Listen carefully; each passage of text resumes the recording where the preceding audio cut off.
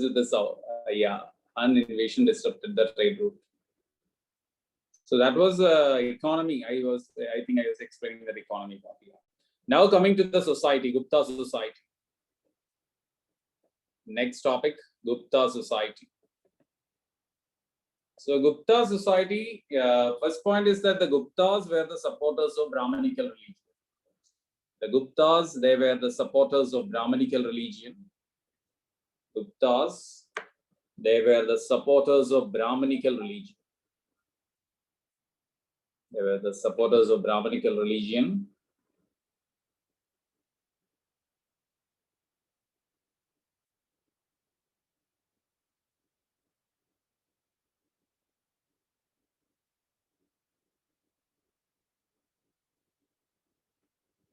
And as a result,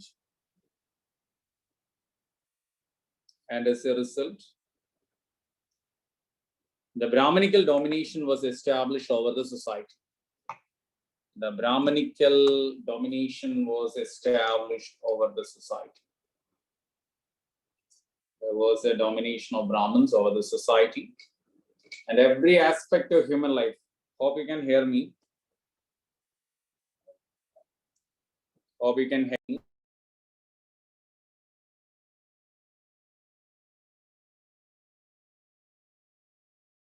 Yes, okay, fine.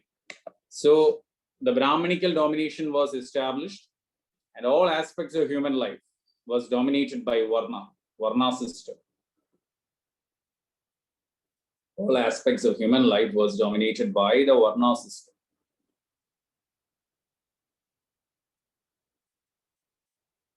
All aspects of human life that was dominated by the Varna system. Dominated by the Varna system.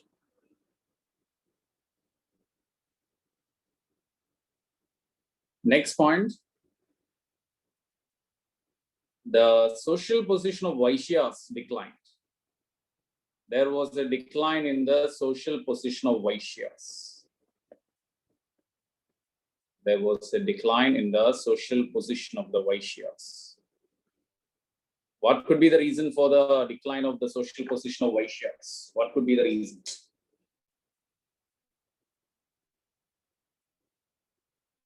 What could be the reason? Yeah, first point is the decline in trade. So their financial position came down. Decline in trade, and so their financial position came down. Decline in trade, and so their financial position came down. Their financial position came down because of that. Plus, the Vaishyas kept themselves away from education. Vaishyas kept themselves away from education. Vaishyas kept themselves away from education, accusing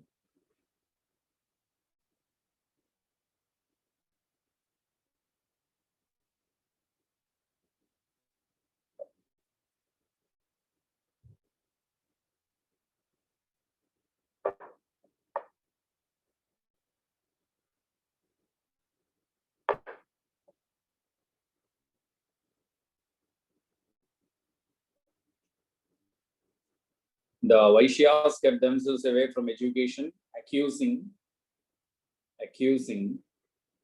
the Brahmanization of education. Accusing the Brahmanization of education.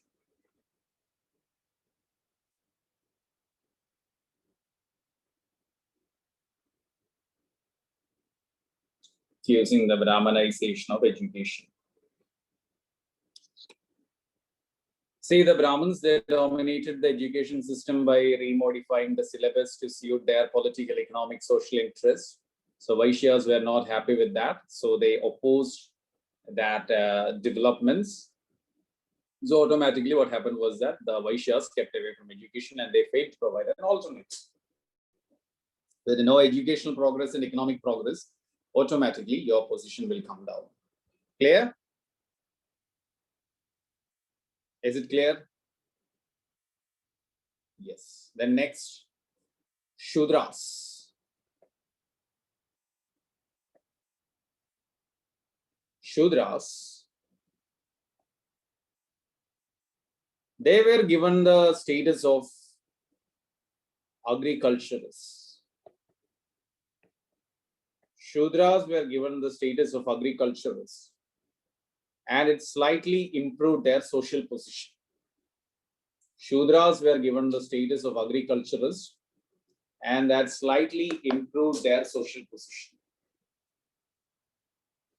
And that slightly improved their social position.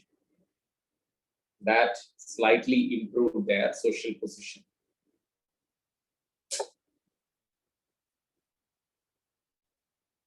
Slightly improved their social position. Why? Till then, they were treated just like the servants of higher three varnas. They were given the status of just the servants of higher three varna. That was their status. They were called merely the servants of higher varnas. So now the status of agriculturists, that was a slight improvement. But don't think that this was because of any genuine interest in the improvement of the Shudras. Actually, this was a product of that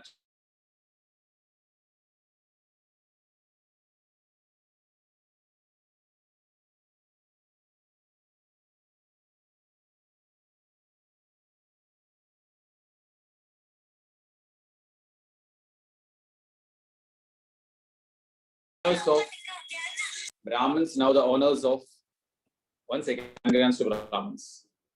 So Brahmins, Brahmins, they were given the land grants. So now from the, how is the audio video? How is the audio and the video? Okay, fine. So the Brahmins now became the owners of agricultural land. Thousands of acres of land with the Brahmins. So what to do? They were heavily dependent on the, what we can say, the Shudra labor to cultivate the uncultivated lands. So they were, what we can say, heavily dependent on the Brahmin land, heavily dependent on the Shudra labor. So they thought that it is not easy to control. It was earlier easy to control some 10 or 15 Shudras. But now if you want to control thousands of Shudras, it's not that easy. So you have to appease them. So it was an appeasement to the Shudras that by saying them that it is religiously your duty to agriculture, to do agriculture, they were actually ensuring the Shudra labor for their land grants. So that's why this was given. Got it? So that's the reason. The next point. And the next point is that the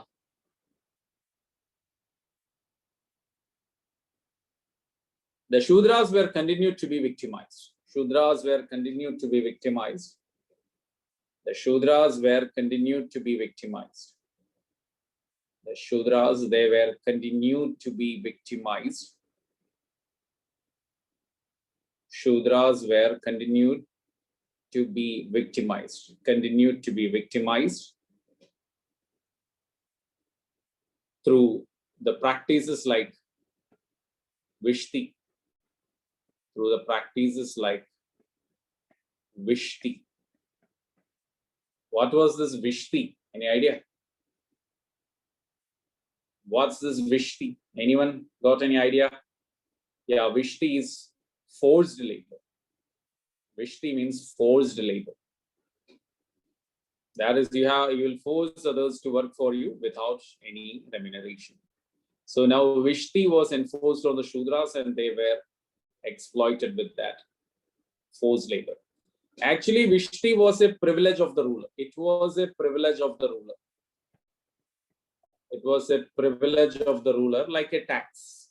He could have asked anyone in his kingdom to perform Vishti for him. That was a privilege earlier enjoyed by the rulers. Can you answer how this reached the Brahmins? How the Brahmins or the landlords, they got this right? How this Vishti right came to the Brahmins also? Autonomous land grants. The land grants were autonomous And as a part of this autonomous land grants, one power was this Vishti also. So Vishti, which was earlier only with the kings, now got extended to the Brahmin landlords. So it is through the autonomous land grants. It's through the autonomous land grants. It's through the autonomous land grants.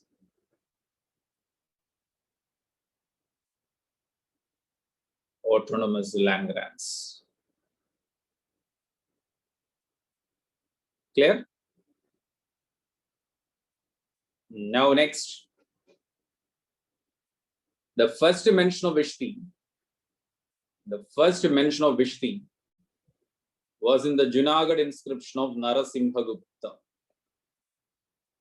Was in the Junagadh inscription of Narasimhagupta. Vishti means forced labor. Junagadh inscription of Narasimhagupta. Forced labor, that is Vishti. Narasimhagupta. He was a later Gupta king. Narasimhagupta. Junagadh inscription. Then next, the condition of women.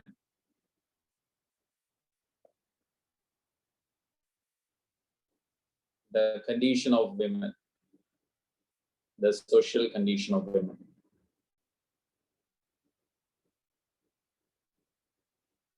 There was a huge decline in the social position of women during this period. Huge decline. See, child marriage was very common. Child marriage was vogue, that is, it was very common during this period. Child marriage was common because already Manusmriti started. So child marriage was common. So the child marriage, it was common. Child marriage was common.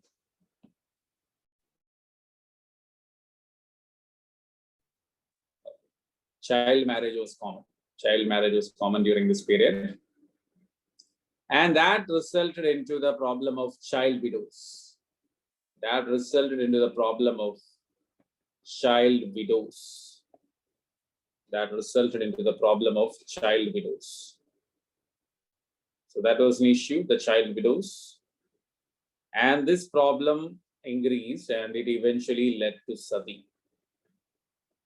That eventually led to the Sati. So it was this Sati system that emerged as a result of this early marriage also. So Sati system emerged during the Gupta period. The first inscriptional evidence of Sati, the first inscriptional evidence of Sati came from the Iran inscription.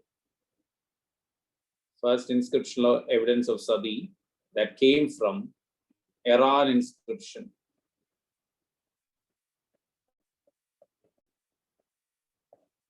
Dated 510 AD. Iran inscription of 510 AD 510. Iran inscription of AD 510 by the Gupta king Bhanugupta. By the Gupta king Bhanugupta.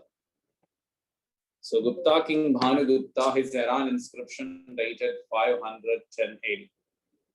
His Iran inscription which dated 510 AD. Which dated 510 AD. That provided the first inscriptional evidence for Sati. Then Devadasi system emerged during this period. Devadasi system emerged during this period. That is donating young girls to the temples. There was a Gupta period, you know that it was in the Gupta period, the temples emerged. And this Devadasi system, that was during the Gupta period, that is donating the young girls to the temples. That's Devadasi system, donating the young girls to the temples. Actually, that was just another exploitation of these girls by the trustees of the temples. It was just the physical exploitation of these girls. That was what this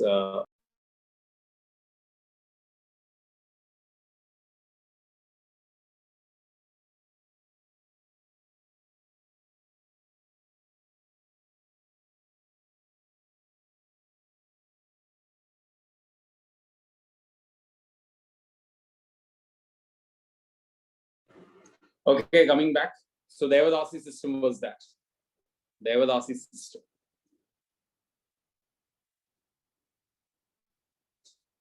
So Devadasi system emerged during this period. Then the women were forced to cover their face while going outside. Women were forced to cover their face while going outside. Women were forced to cover their face while going outside.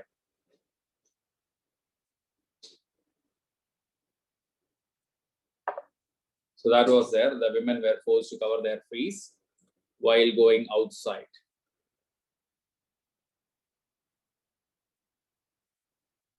So that parda system we can say, though parda is an Islamic term, but still the women going outside, they began to cover their face. That started during Gupta period. All this shows the brutal subjugation of women.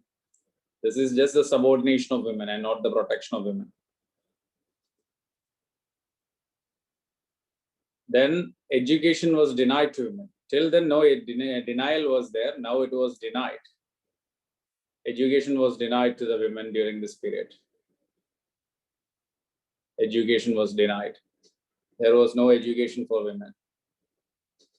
Education was completely denied.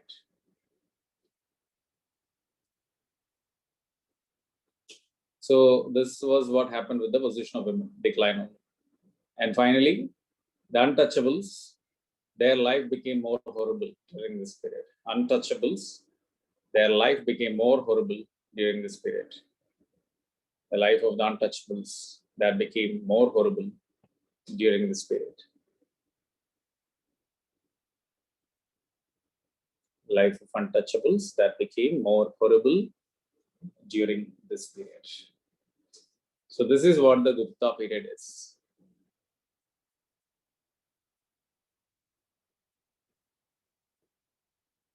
Now the next topic of our syllabus, post-Guptas. Post-Guptas. 550 to 800. AD 550 to 800. That's the post-Gupta period. The post-Gupta period witnessed political disintegration in North India. The post-Gupta period witnessed political disintegration in North India. The post-Gupta period witnessed political disintegration in North India. Witnessed political disintegration in North India. The post-Gupta period witnessed political disintegration in North India. Witnessed political disintegration in North India. And the Guptas were replaced by large number of petty states. And the Guptas were replaced by large number of petty states. Guptas were replaced by large number of petty states.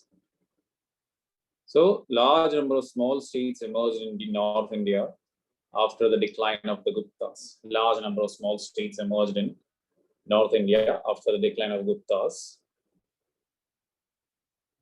Only Harshavardhan, only Harshavardhana,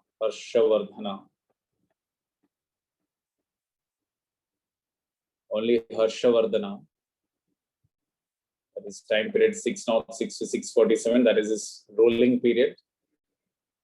Only Harshavardhana tried to create an empire in North India during this period. Tried to create an empire in North India during this period. Create an empire in North India during this period. He was simultaneously the king of two dynasties.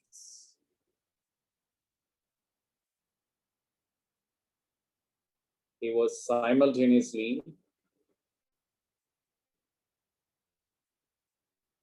the king of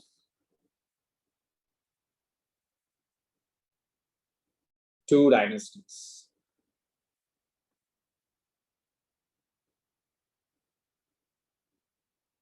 simultaneously the king of two dynasties.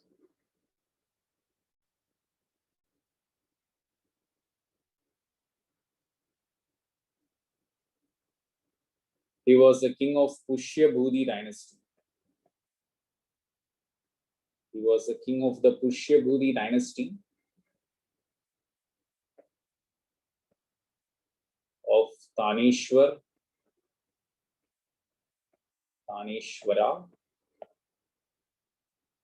He was the king of Pushyabhudi dynasty of Tanishwara. Pushyabhudi dynasty of Tanishwara. And simultaneously, he was the king of Maukhari dynasty. He was the king of the Maukhari dynasty. He was the king of the Maukhari dynasty of Kanauj. Maukhari dynasty of Kanauj. So he was the king of two kingdoms. Pushyabhudi dynasty of Tanishwara and Maukhari dynasty of Kanauj. Pushyabhudi was his family and Kanauj was his sister's family. When brother-in-law died, he was asked to become the king of the Maukhari dynasty also. So he simultaneously became the king of two dynasties, Pushyabhudi dynasty of Tanishwara and Maukhari dynasty of Kanauj. So this is how Harsha became a little powerful when compared to other Indian kings. Harsha created an empire in North India.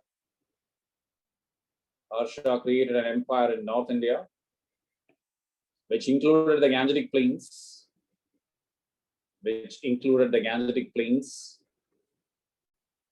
Bengal and Central India.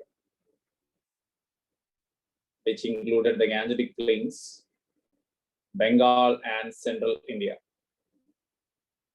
Which included the Gangetic Plains, Bengal and Central India. Which included Gangetic Plains, Bengal and Central India. So something like this, Punjab, parts of Punjab also. This was how Harsha created an empire in North India.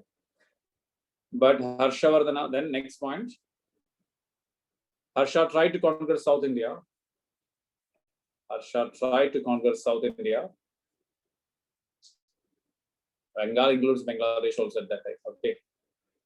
Bengal means Bangladesh also. That was a Bengal of that time. His South Indian, he tried to conquer South India, but he was defeated on the banks of Narmada. He tried to conquer South India, but he was defeated on the banks of Narmada by Pulakeshi II. Pulakeshi II. I think we discussed this in the South India class.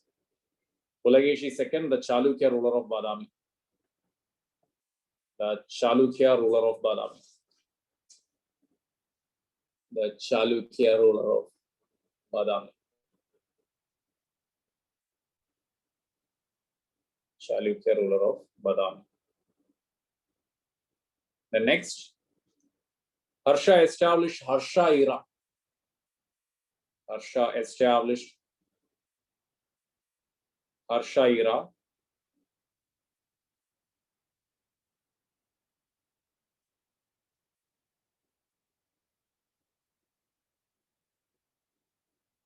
In 606 AD 606.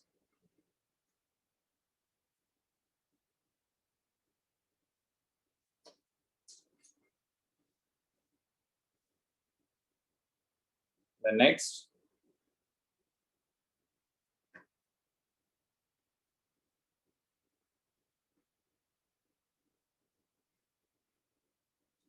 the history of Harsha was reconstructed with the help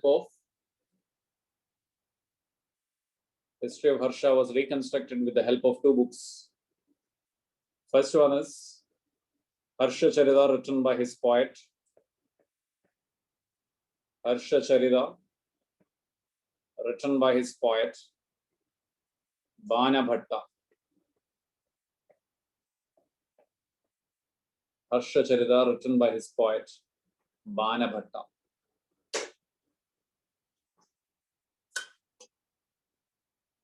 And the second one, Ziyuqi, the book written by Chinese traveler Huanzang.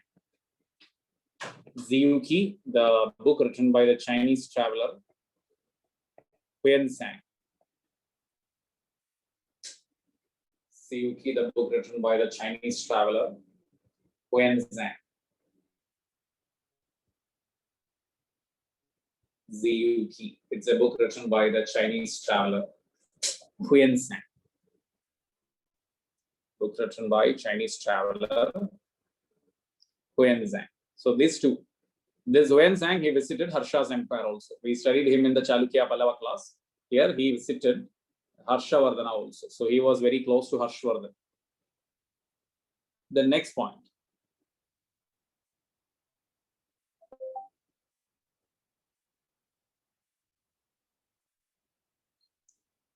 Under the influence of Huanzang,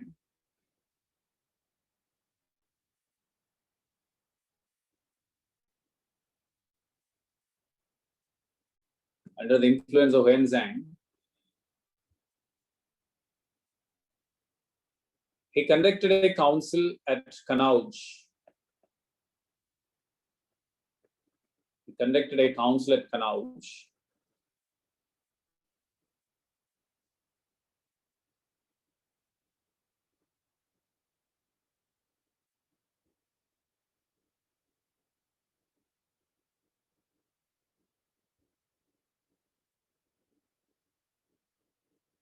To promote Mahayana Buddhism.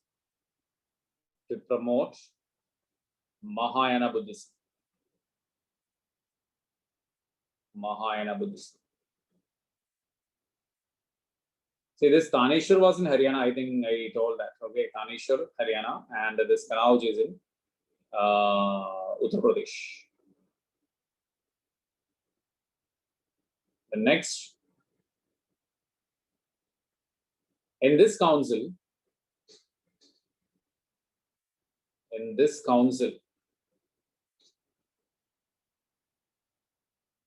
the Brahmanical elements tried to assassinate both Harsha and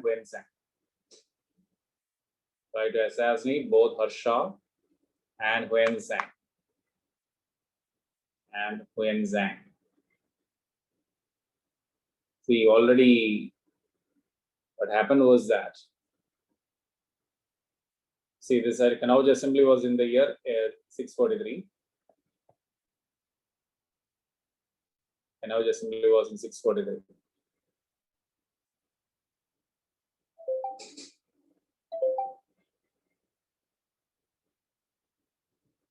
See, actually what happened was that already the Buddhism was declined in India. And now a powerful ruler trying to support this assembly, the Brahmanical elements were unhappy with that. So that's why they tried to assassinate Harsha. That was what happened. Clear? And next, Harsha also conducted 5-year assemblies.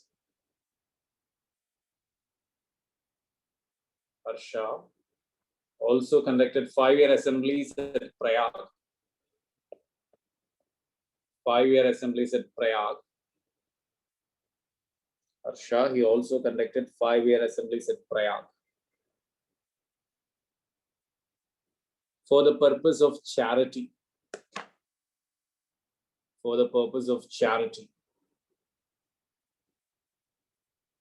That is what all personal income he makes in the last 5 years that he used to donate to the poor people. That was this Prayag assembly. So every 5 years he used to do that.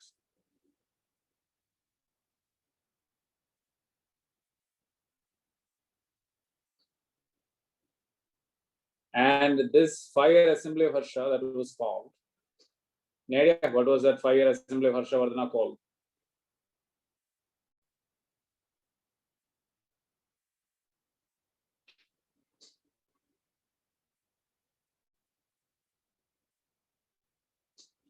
Mahamoksha Parishad. Mahamoksha Parishad.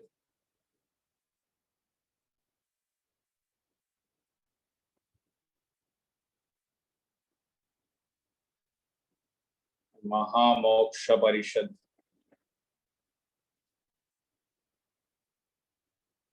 Mahamoksha Parishad.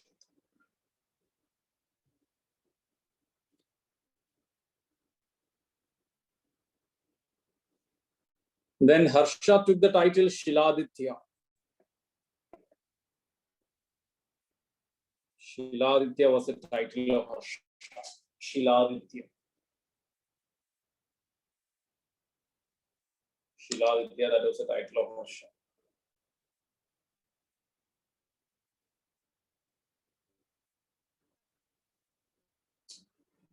Then Harsha was a great scholar. Harsha was a great scholar.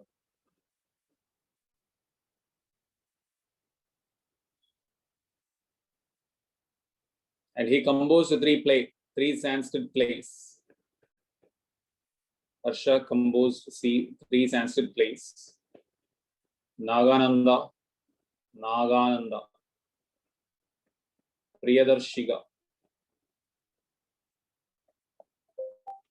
Nagananda, Priyadarshiga, and Ratnavali. Nagananda, Priyadarshiga, and Ratnavali. These are the three plays written by Harshavardhana, Emperor Harshavardhana.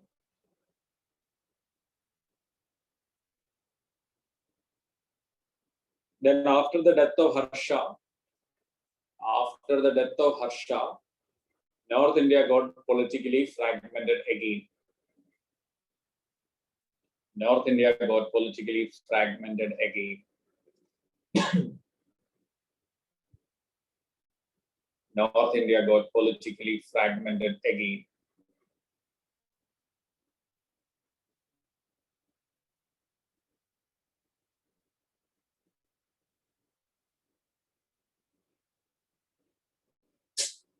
North India got politically fragmented again.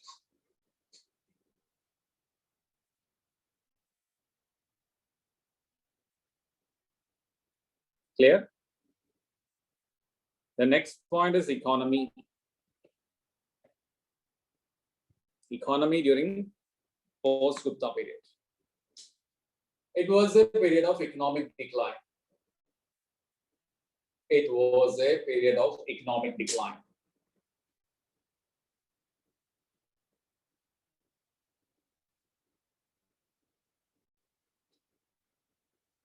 The autonomous land grants resulted into Indian feudalism, that is landlordism.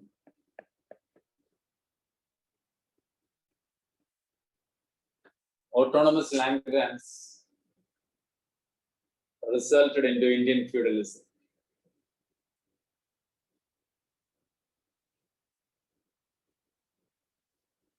Autonomous land grants resulted into Indian feudalism.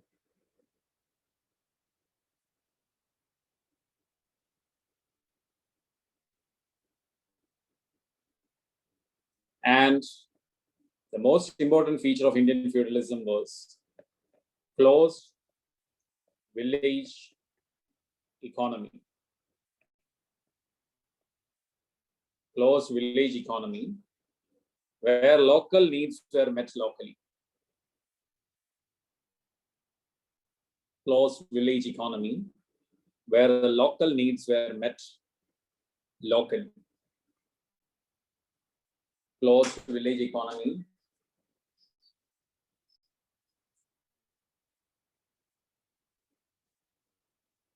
Closed village economy, where local needs were met locally.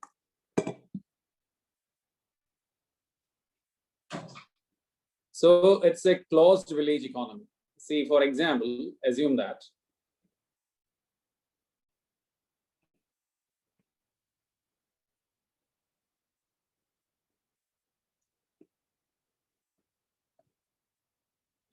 this is a territory in India, and now there are so many, what we can say, the land grants. So this is a land grant, another land grant, another one, another one, another one, another one, another one. So assume that these are the land grants in India. Every landlord wanted to free his territory from outside influence so that his domination will be prevalent in that area. So in order to make his people immune from outside influences, they stopped all the relations with the neighboring areas. So this resulted into closed village economies in India, which ended the trade. See, earlier these areas, we can say that the trade happened. Assume that this was earlier, some roadways were there, assume that, and that connected this area earlier, assume that. Some roadways were cutting there, here and there. But now what happened was that these landlords, they stopped all these relations and all these land grants became isolated islands. Maybe some local trade of salt and such essential things which cannot be locally produced, that is still there. But by and large, 95% it is close to village economies. So as a result of this, the internal trade was also lost. So the result is that closed village economy resulted in the end of local trade, end of internal trade in India. It resulted in the end of internal trade.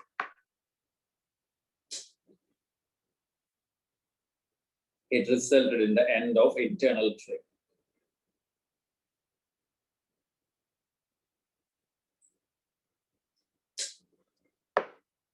So what happened?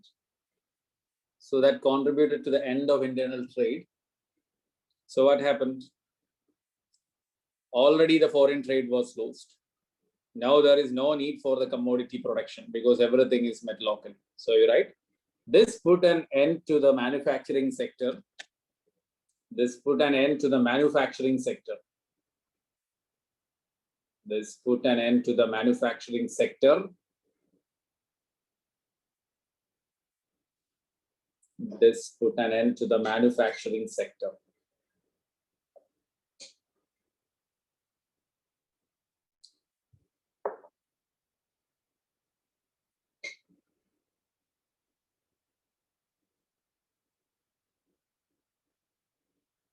This put an end to the manufacturing sector. So the commodities production shrank. So the commodities production shrank.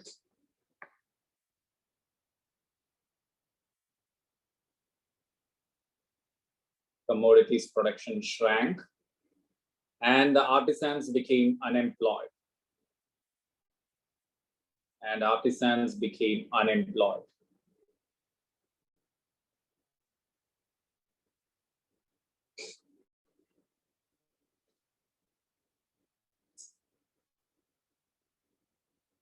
Artisans became unemployed.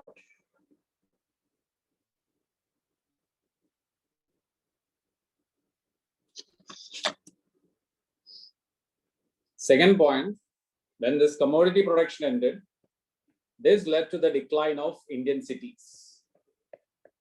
This led to the decline of Indian cities. See, the cities are based on the manufacturing sector. When this cities, there is no trade, no city can survive. So this led to the end of the Indian cities. And this is called the end of second urbanization in India. This is also called the end of second urbanization in India. Also called the end of second urbanization in India.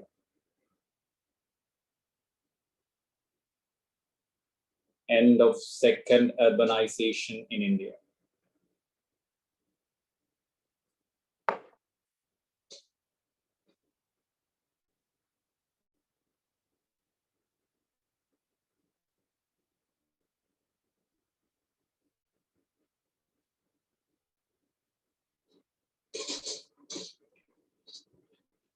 It is also called urban decay of India.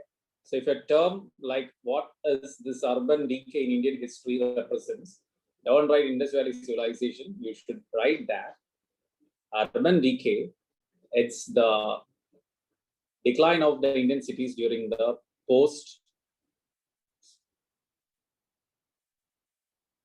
Gupta period. During the post Gupta period.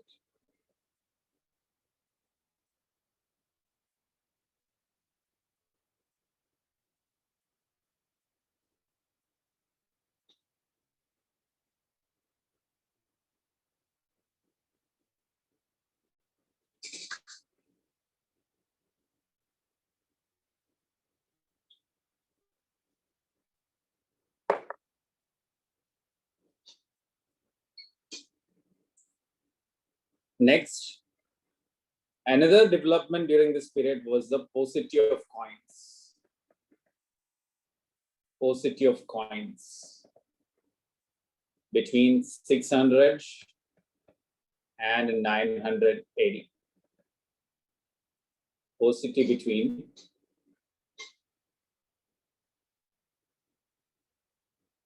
600 and 900 AD. 600 and 900 AD.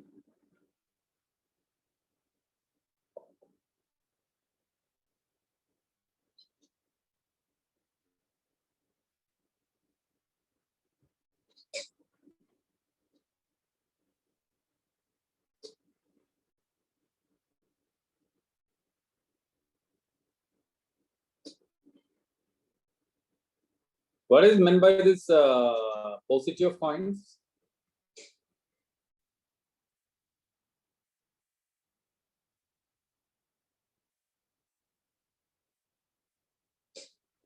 There is very little coin. We discovered only very little coin belongs to this period during this time.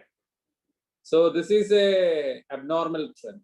We were able to discover good number of coins till 600 AD, but a period from 600 to 900, we got very little coins. So that is normal than it is not the normal. It's an abnormal trend. So the reason is that there was no trade, so no requirement for coins, and the taxes were collected in kind. That is what was the product that was, if it is paddy, if it is wheat like that was collected. So there was no need of coin. All this proves that the economy was in a state of decline. Anyway, you may write one more point that because of land grant economy, agriculture was in a well-developed state. Because of the land grant economy, the agriculture was in a well-developed state.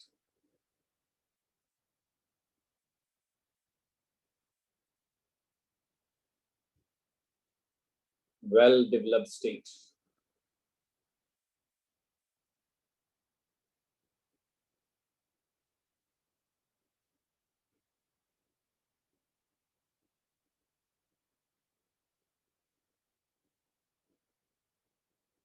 Was a well-developed state. Then the last point of ancient India, in society there is no change. It is the trends of the Gupta period that continued. So you need not worry anything about the society during that period. What happened was that the trends of the Gupta period that continued like that.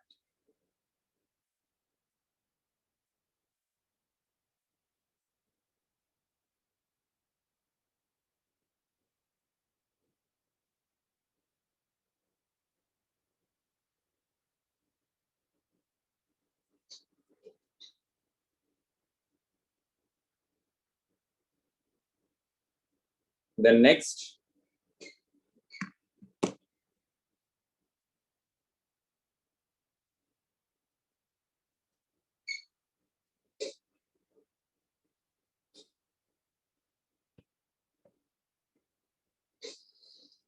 the Arab conquest of Sindh. Next, last topic of ancient India.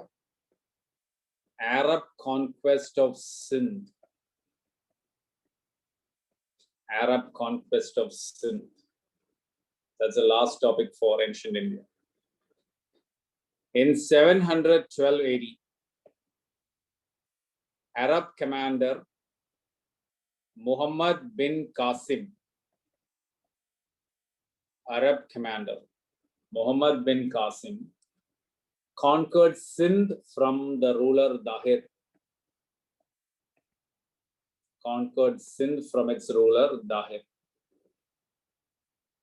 Conquered Sindh from its ruler Dahir.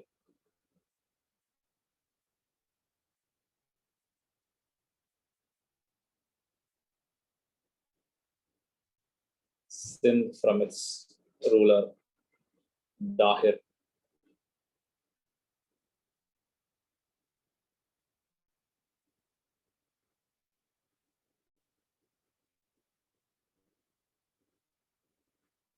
And this marked the first entry of Islam into Indian subcontinent.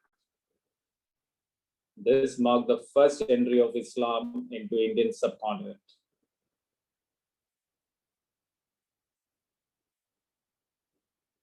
First entry of Islam into Indian subcontinent.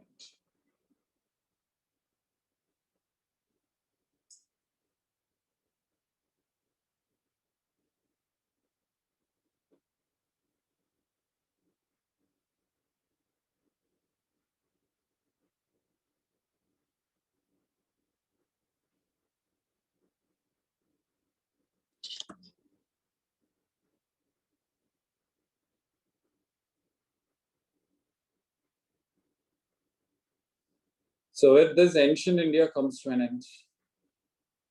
Any doubts?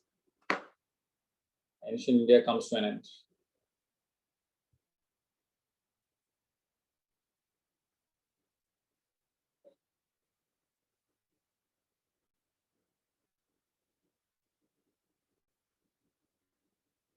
Any doubts?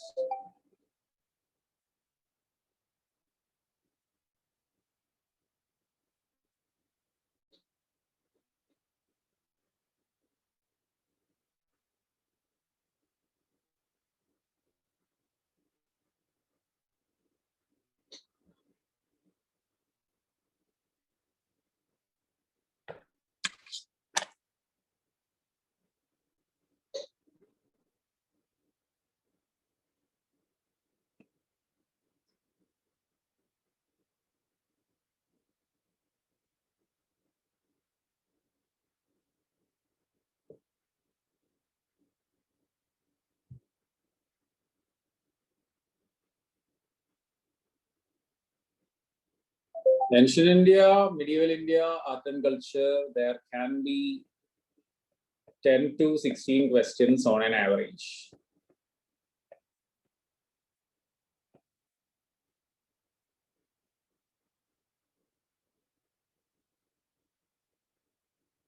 Urban culture came first, not iron plow. Iron plow came later. Urban culture is the Indus Valley civilization.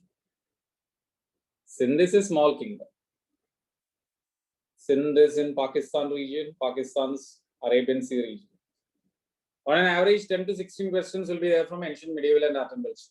Anything between 10 and 16. Now moving to medieval India.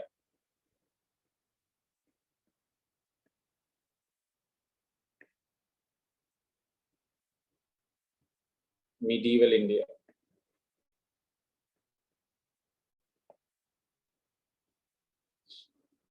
See, names and all you need not worry. Most of the questions will be from either economy and society.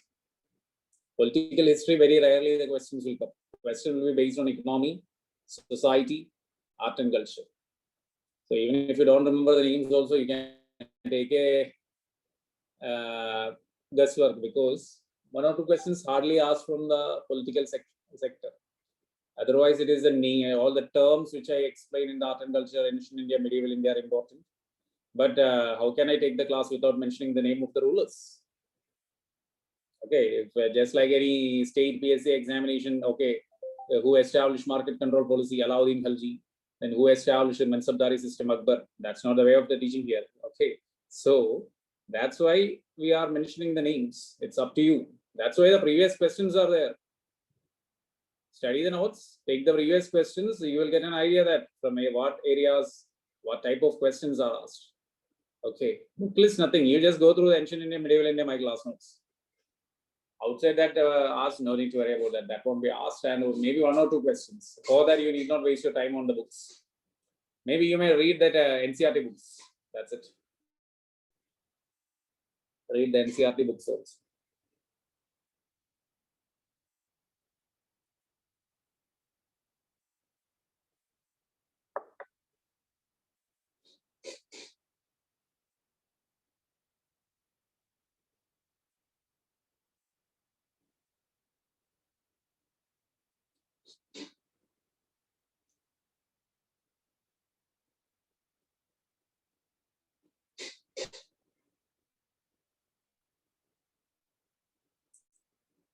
So medieval India, first topic. Early medieval India.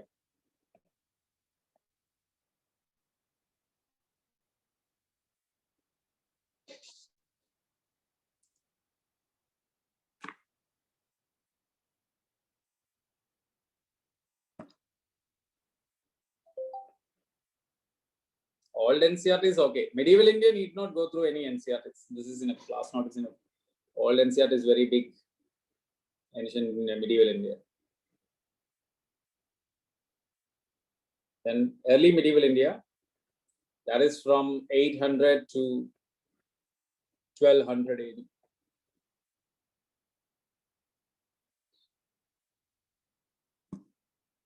After a long period of political disintegration,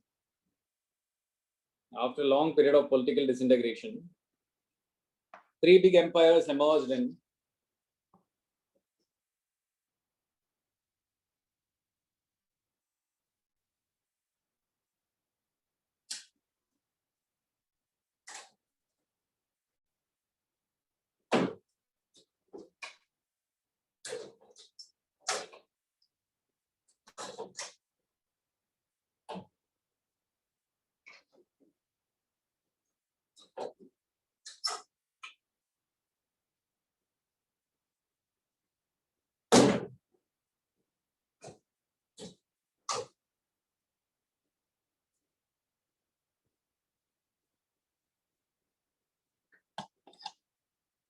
after a long period of political disintegration.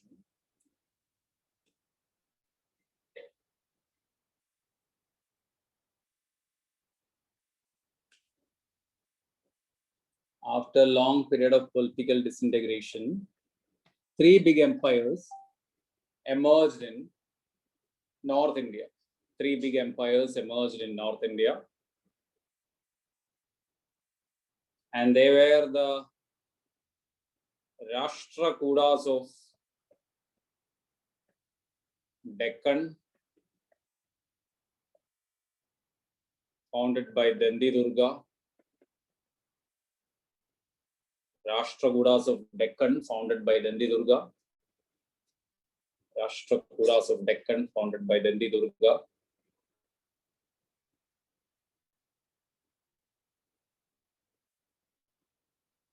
Rashtrakutas of Deccan, founded by Dandi Durga. Then the Gurjara Pratiharas of Kannauj. Then the Gurjara Pratiharas of Kannauj.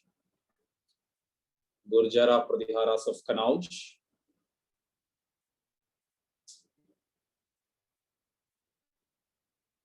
Gurjara Pratiharas of Kannauj.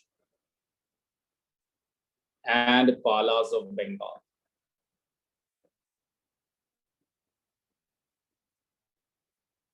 Palas of Bengal was founded by Gopala, and Gurjara Pratihara dynasty was founded by Nagbhada. Nagbhada II. So these dynasties were founded by these kings. Gurjara Pratihara by Nagbhada, Rashtrakutas by Dandi Durga, and Palas founded by Gopala. Palas founded by Gopala.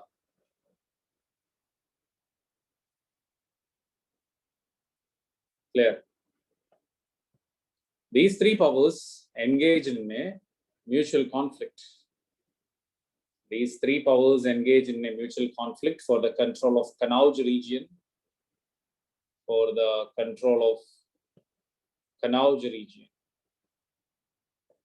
and that was called the tripartite struggle in Indian history. That was known as the tripartite struggle of Indian history. All the three powers, they competed for the control of Kannauj, and that was called the tripartite struggle of Indian history.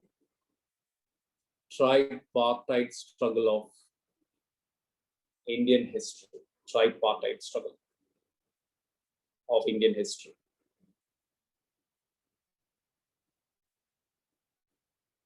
And eventually that led to the decline of all the three. That eventually led to the decline of all the three. Eventually led to the decline of all the three. So there was a decline for all the three dynasties because of this mutual conflict.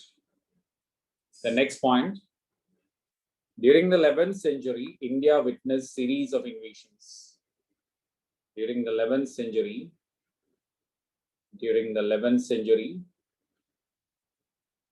India witnessed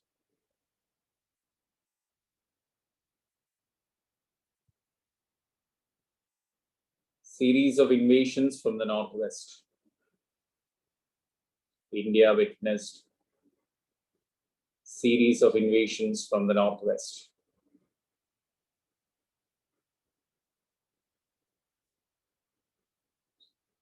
Mahmud Ghazni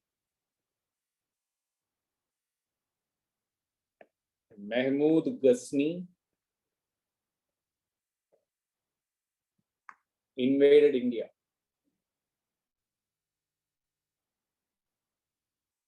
Mahmud Ghazni invaded India 17 times between 1001 and 1027 AD. Mahmud Ghazni invaded India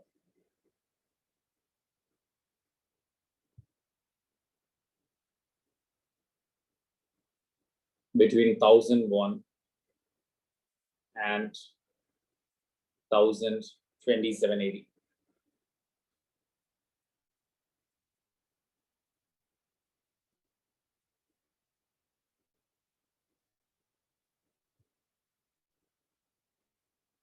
And 1027 AD.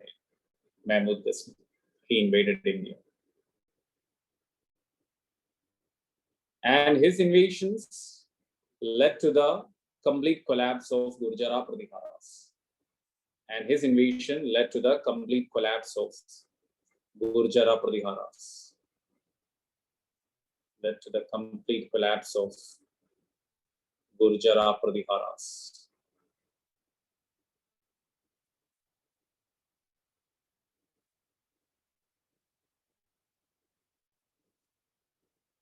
And the Gurjara Pratiharas were replaced with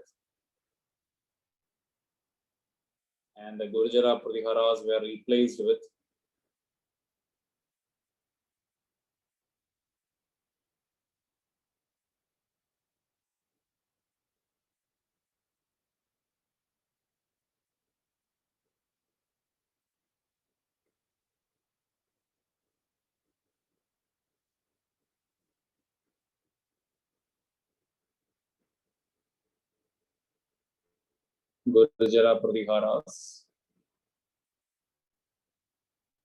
were replaced with their feudal subordinates.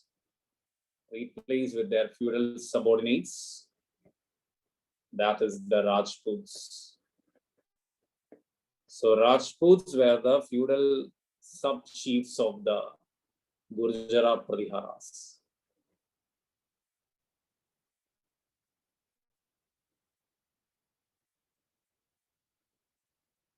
Gurjara Pratiharas.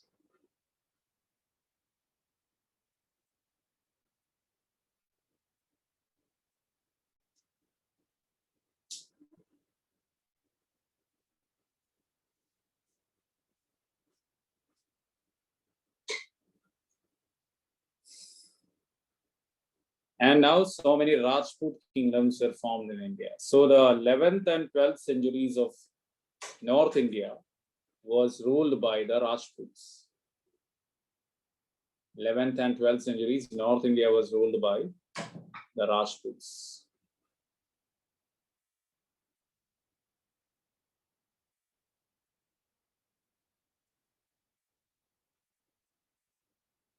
th and 12th centuries.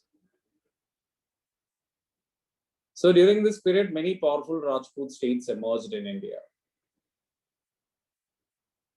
And there was no unity, and Rajputs were engaged in mutual conflict. There was no unity among the Rajputs. There was no unity among the Rajputs. No unity among the Rajputs. There was no unity among the Rajputs. And they were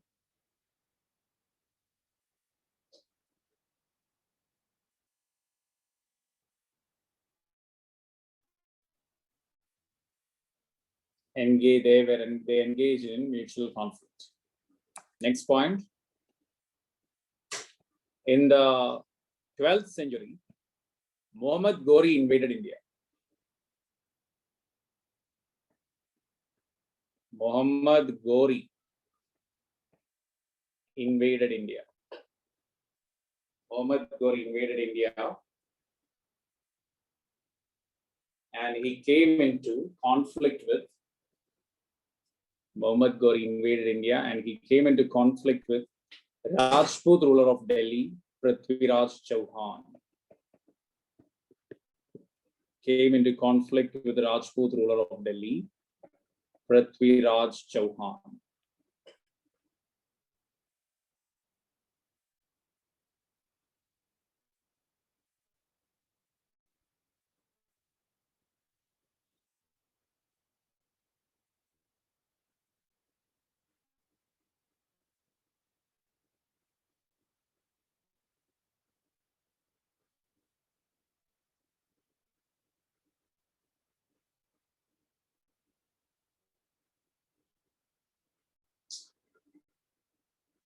In 1191, there was a battle between the two, the first battle of Tarain.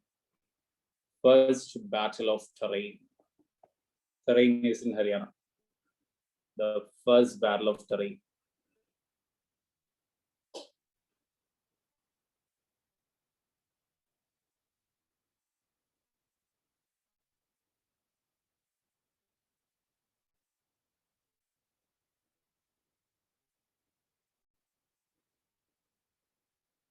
And in this battle, Prithviraj Chauhan defeated Muhammad Ghori.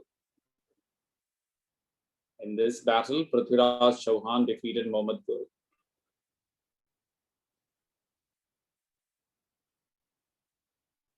Muhammad Ghori.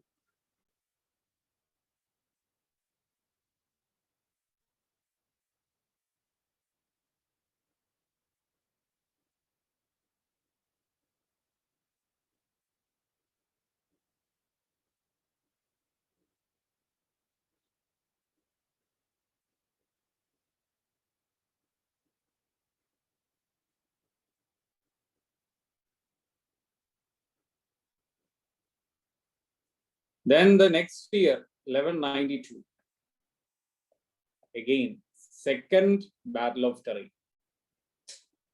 1192, the second battle of Tarain. Second battle of Tarain. In this battle, Prithviraj was defeated by Muhammad Ghori.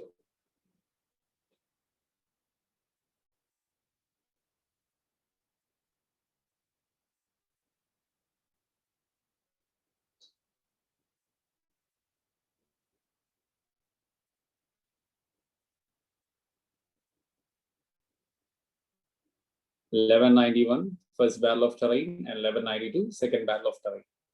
So in the Second Battle of Tarain, Muhammad Ghori defeated Prithviraj, and thus began the Turkish rule in India. So this is the beginning of the Turkish rule in India. Prithviraj was defeated.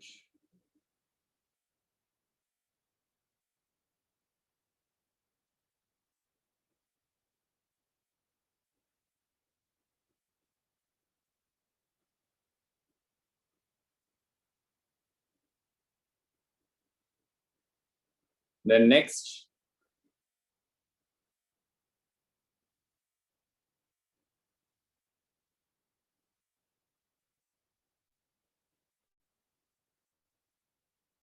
Prithviraj was allowed to rule as a subordinate king. Prithviraj Chauhan was allowed to rule as a subordinate king. And in 1195,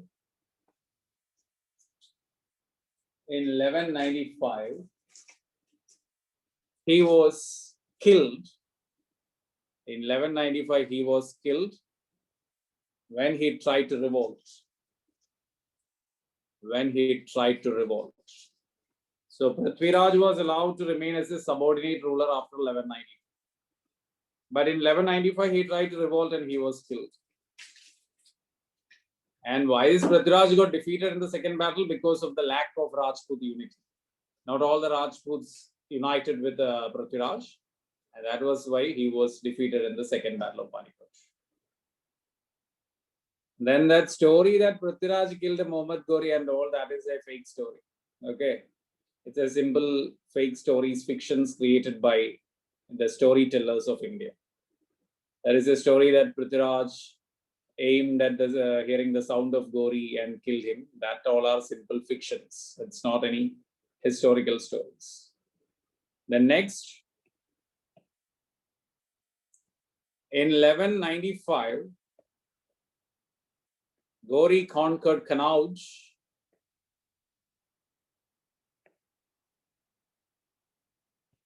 Ghori conquered Kanauj. In the first battle, Prithviraj Chauhan had the unity of the Rajputs. Second battle, he didn't have that unity.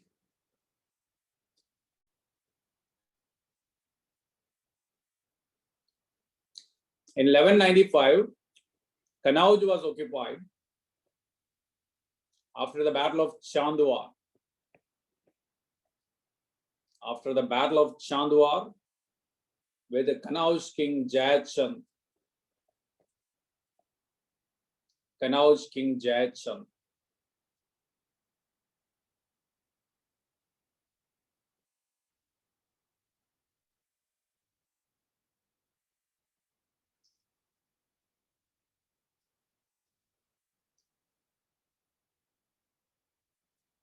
Then next,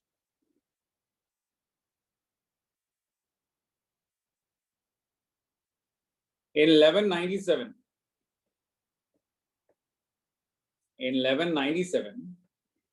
Ghori's commander Bakhtiar Khalji. Ghori's commander Bakhtiar Khalji, he conquered Bengal.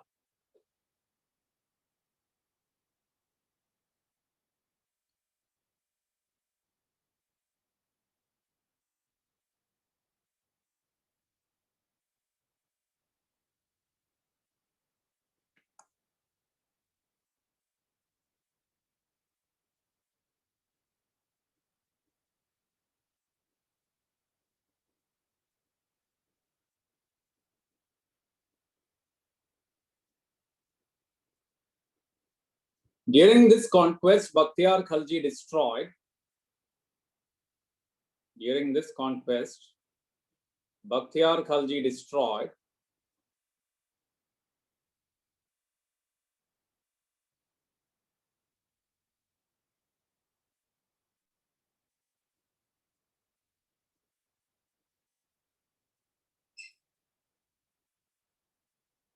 the universities of Nalanda, Vikramashila. So the celebrated universities of India, that was destroyed by this man during his campaign.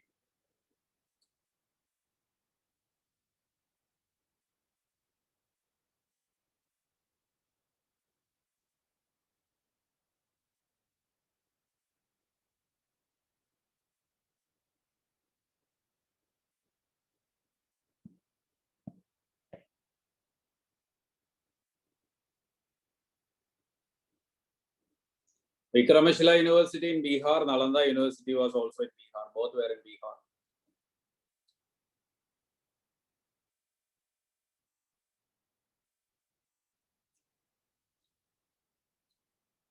Then next, in 1206, Muhammad Ghori was killed by Khokars.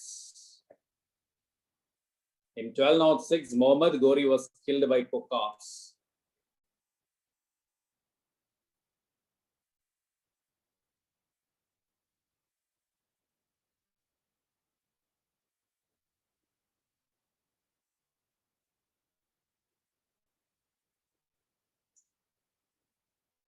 And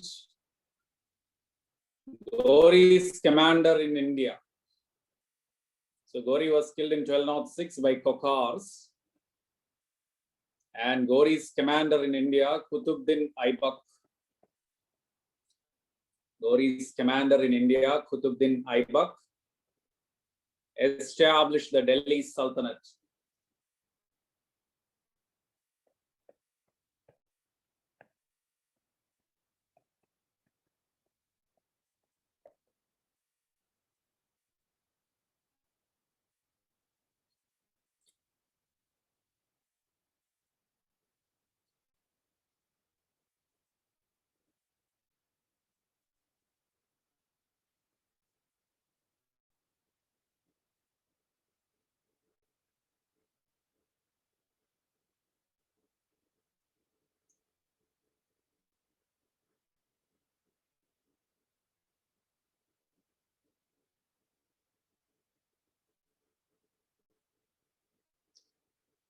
So now take a break and we will discuss the Delhi Sultanate after the break.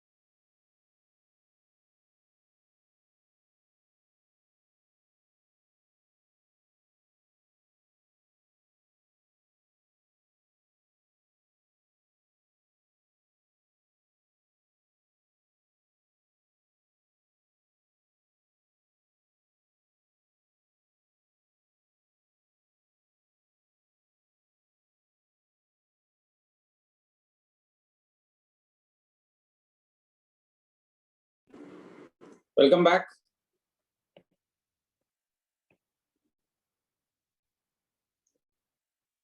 So now Delhi Sultanate.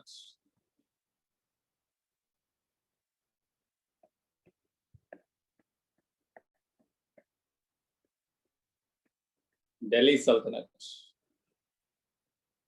This Delhi Sultanate was established by this Qutbuddin Aibak in 1206, and Delhi Sultanate was ruled by 5 dynasties. The Delhi Sultanate was ruled by 5 dynasties.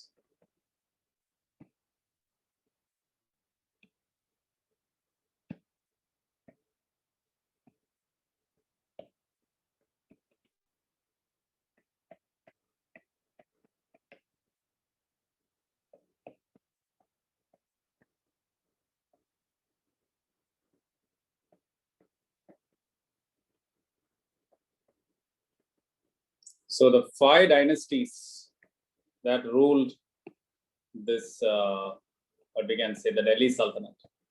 There were 5 dynasties that ruled the Delhi Sultanate, and they were the Ilbaris, Khaljis, then the Tughlaqs, then the Saids,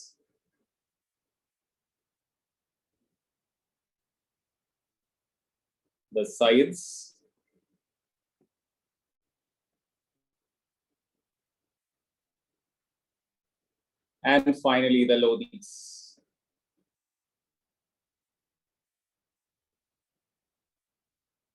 So 5 dynasties ruled the Delhi Sultanate.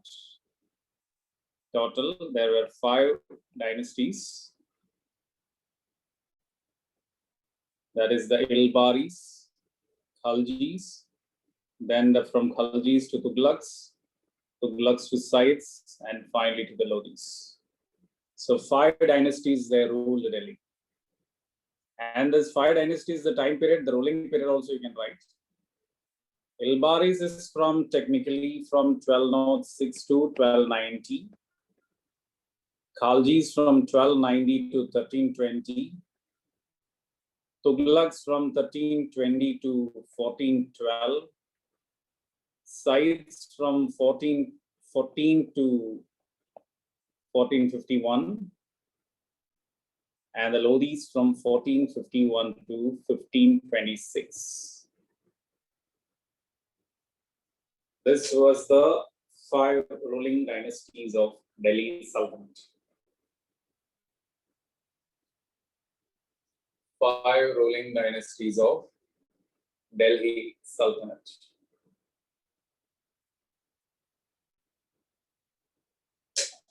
So first one, the first ruler was Qutbuddin Aibak.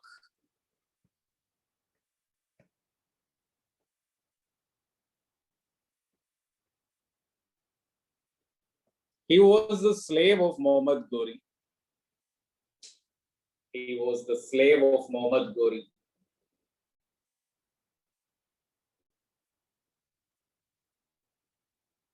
See, the slave means don't think that he is a servant of Muhammad Ghori. He was a loyal slave of Muhammad Ghori only. For your understanding, like Katappa, highest officer of the state, but loyal slave of the monarchy. So you might have seen the Bahubali movie, Katappa. Katappa is a senior most officer, but he is a slave to the throne. That way, this man was a slave, Qutbuddin Aibak. And according to Islam, a slave can never become a ruler. According to Islam, only free people, only independent people, they can become the rulers. So Islam never allowed the slave to become ruler. So Aibak never took the title Sultan. So Aibak being a slave, he never took the title. Aibak, he being a slave, he never took the title Sultan. So Aibak was a slave, so he never took the title Sultan. Instead, he had the titles. Instead, Aibak had the titles Malik and Sipah Salah. So Aibak never took the title sultan because Islam never allows a slave man to be the ruler. Islam never allows a slave man to be the ruler. So that's what happened. Sipa, Salar, and Malik. Then Aibak was known for his charity. He was known for his charity work. Aibak was known for his charity work. And because of his charity, Aibak was called Lag Baksh. Lag Baksh. Aibak was given the title Lag Baksh.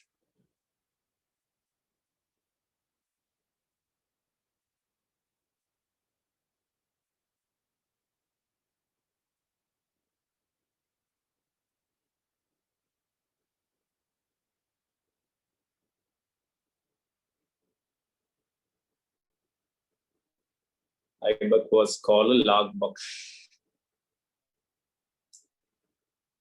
Then this Aibak died in 1210 while playing Chogan. Aibak died in 1210 while playing Chogan. Chogan means polo. While playing polo game, he fell down from the horse.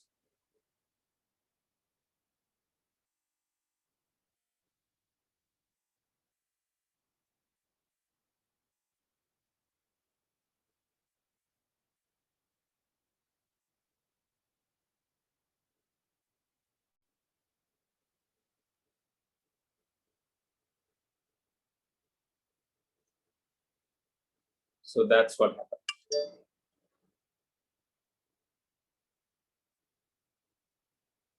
Next point.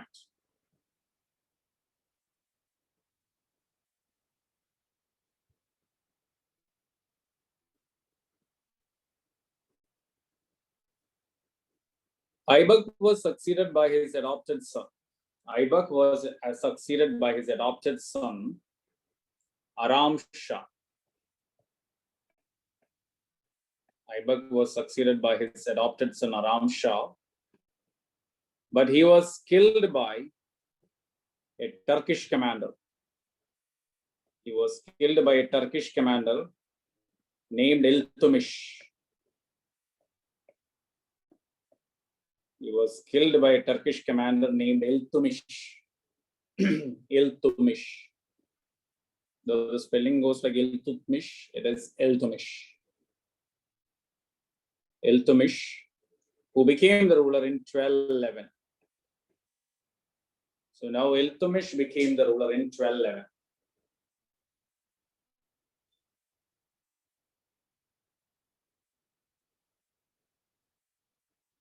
Iltutmish, he became the ruler in 1211. So in 1211, Iltutmish became the ruler. He is known as the real founder of Delhi Sultanate. Iltutmish is known as the real founder of Delhi Sultanate. He made Delhi the capital. He made Delhi the capital.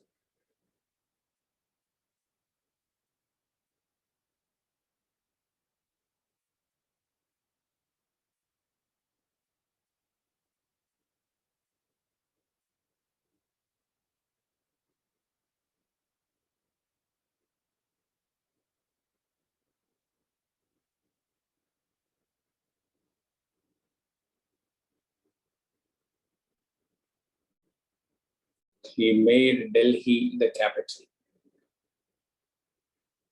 He was the first Delhi ruler to adopt the title Sultan. First Delhi ruler to adopt the title Sultan.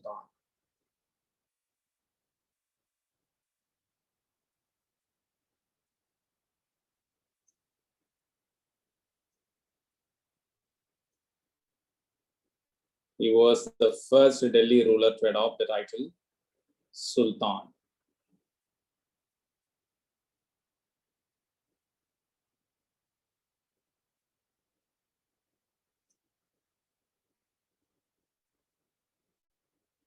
He created a loyal group of Turkish slaves. He created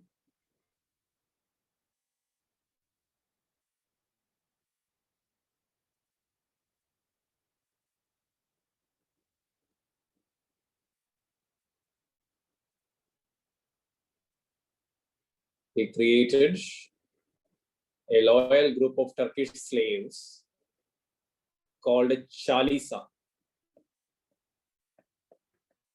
Shalisa or Corps of 40. Shalisa or Corps of 40.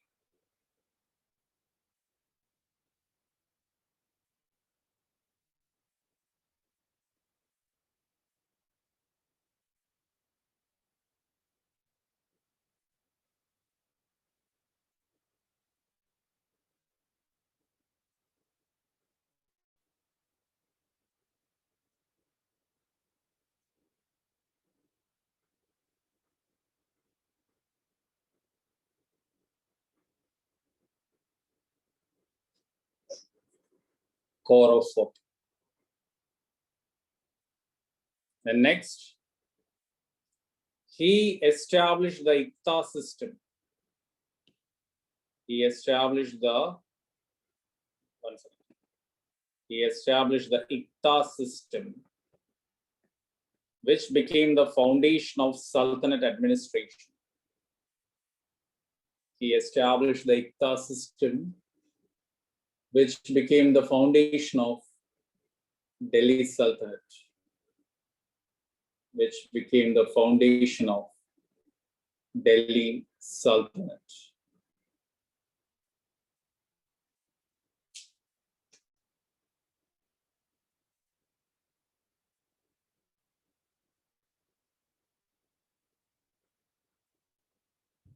See, Iqtas were small territorial divisions. Iqtas were small territorial divisions entrusted with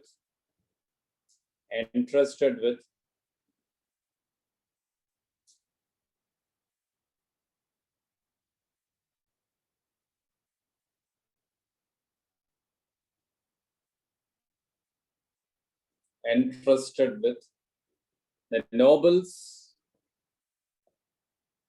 or trusted slaves. Nobles or trusted slaves, like small provinces. Iltutmish divided the empire into small territories, and that small territories were called Iqta.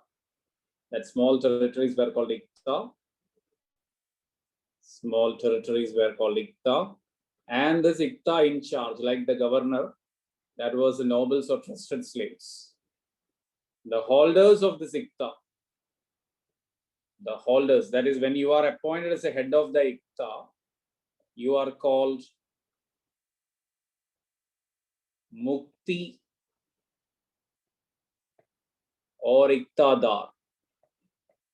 So even if you are a noble or a slave, whatever, when you are appointed as the head of an Iqta, you will be called a Mukti or Iqtadar. Mukti or Iqtadar.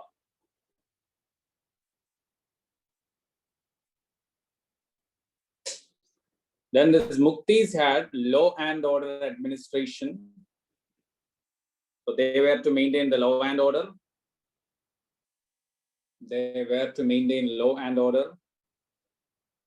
Then revenue administration. So they have to look after the most important aspect of administration, revenue and law and order. Revenue and maintenance of law and order. Revenue and maintenance of law and order. Maintenance of law and order.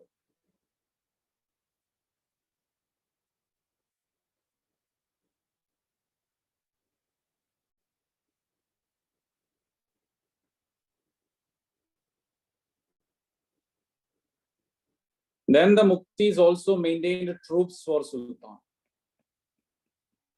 They also maintained troops for Sultan.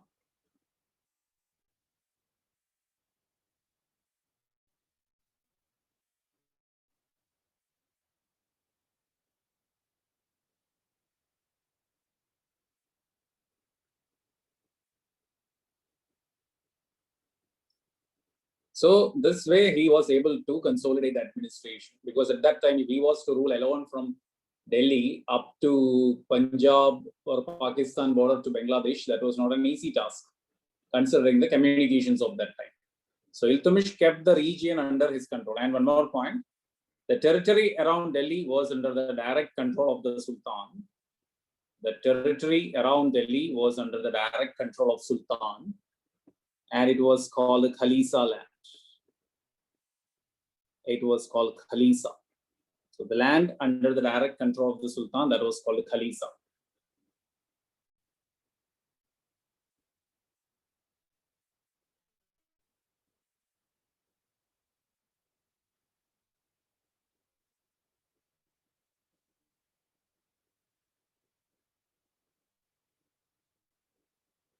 Khalisa. Clear?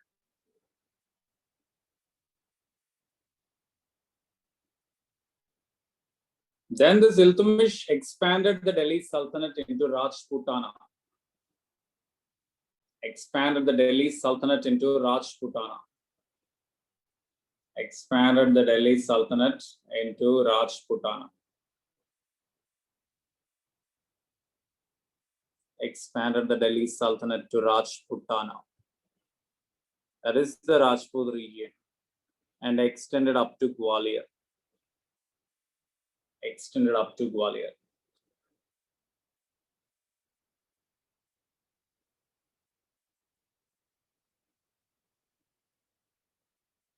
And extended up to Gwalior. Iltutmish died in 1236. Iltutmish died in 1236 and was succeeded by his son Ruknuddin. And was succeeded by his son Ruknuddin Firoz. Ruknuddin Firoz. Even though he had nominated, even though Iltutmish had nominated, Iltutmish had nominated his daughter Razia as the successor. Even though Iltutmish had nominated his daughter Razia as the successor. Even though the Iltutmish had nominated Razia as the successor. Iltutmish had nominated Razia as the successor.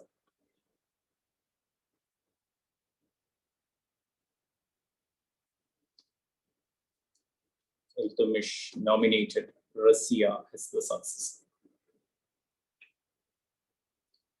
So Iltutmish was fully convinced that his sons are not good to be the ruler.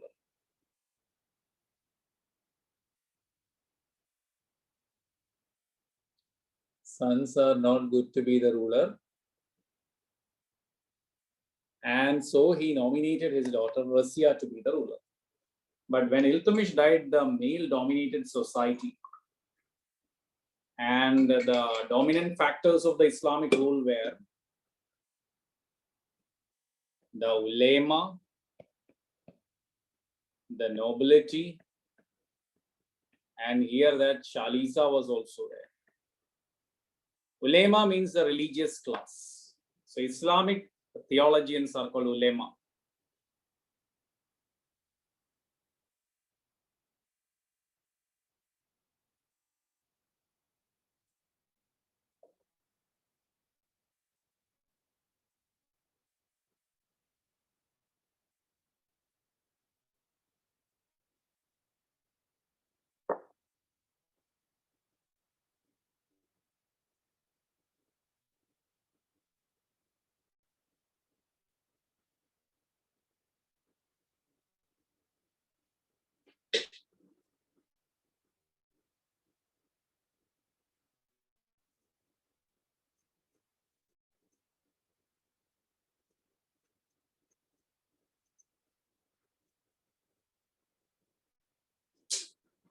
Ulema, nobility, and Shalisa. Ulema is the Islamic theologians. the religious class which play a very big role. Ulema. Then the nobility is the highest officers. Nobility is the highest officers of the state.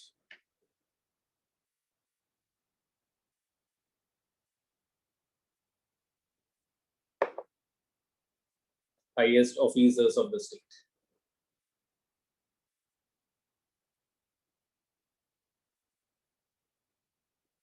Highest officers of the state. And Chalisa, the creation of Iltutmish. You all know that. Chalisa is the creation of the Iltutmish.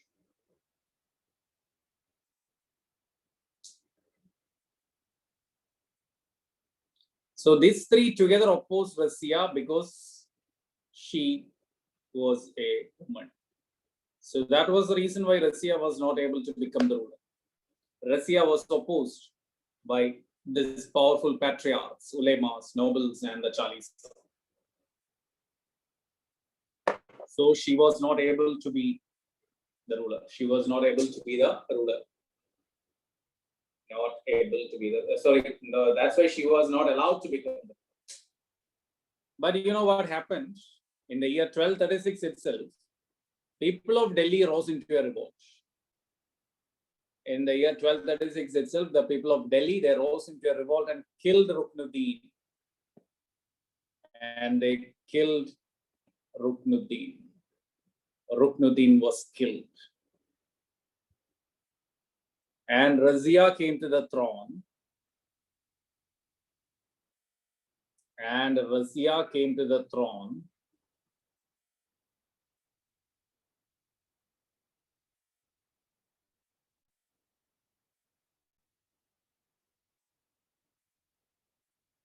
And Razia came to the throne. Razia came to the throne with the help of the people. Razia came to the throne with the help of the people.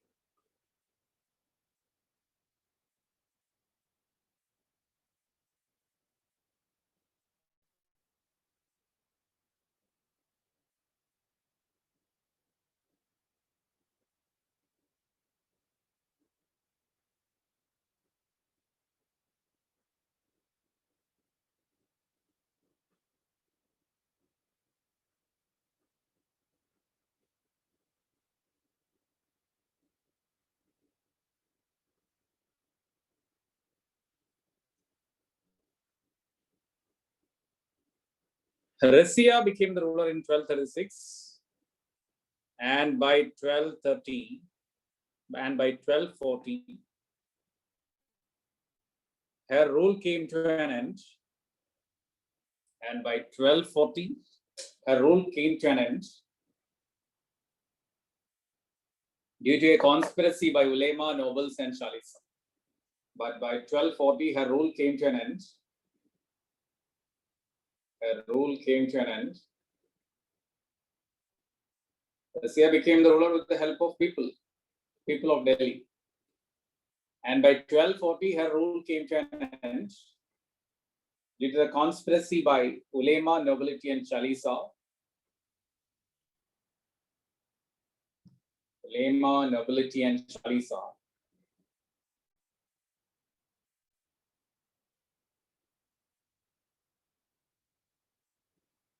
Which ended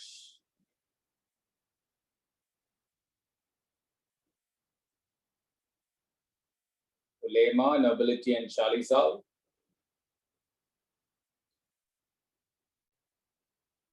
So Razia's rule came to an end by 1240 due to the conspiracy by ulema, nobility, and Chalisa, who got her killed. Who got her killed. Who got killed.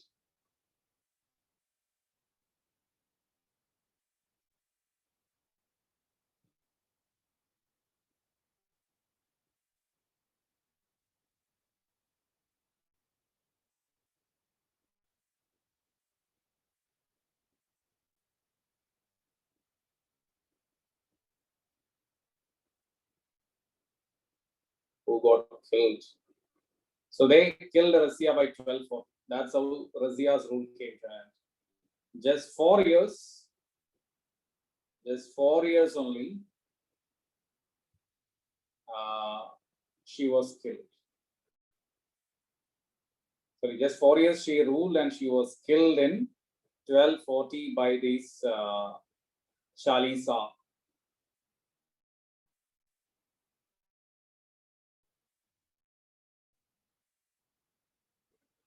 So that's what happened.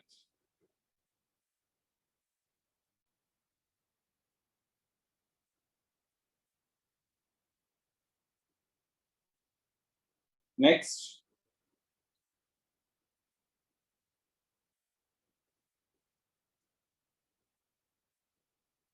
Is that clear? Then Russia was succeeded by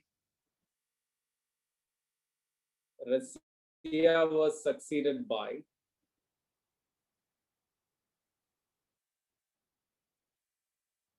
Russia was succeeded by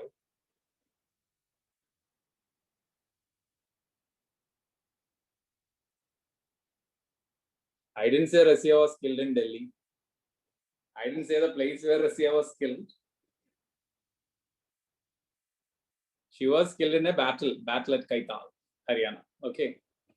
So that's not important. That's why I didn't say that. Place is not required. Such petty facts is not that important. Russia was succeeded by weak rulers. Russia was succeeded by weak rulers who were mere puppets in the hands of Chaliza. Who were mere puppets in the hands of Chaliza. Who were mere puppets in the hands of Chaliza. Mere puppets in the hands of Chaliza. Who were mere puppets in the hands of Chaliza. You know what is puppets and all? The dolls. And finally in 1266, Balban,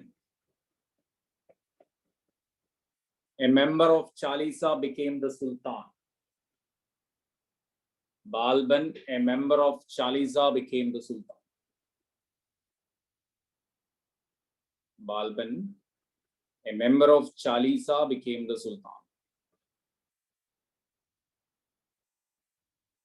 Member of Chaliza became the Sultan. Member of Chaliza became the Sultan.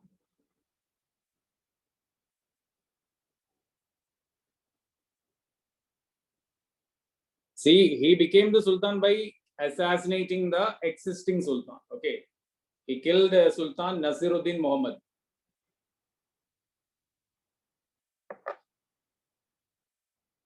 He killed Sultan Nasiruddin Muhammad and then became the ruler. Killed Sultan Nasiruddin Muhammad and then he became the ruler.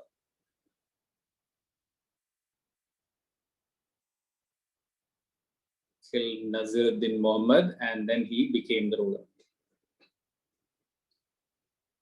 The next, and he became the ruler.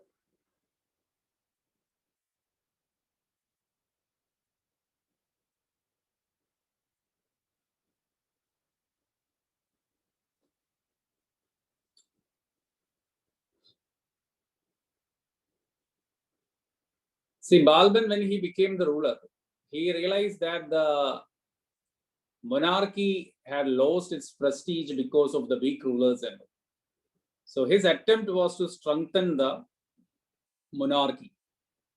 So Balban strengthened monarchy and his rule was known as the era of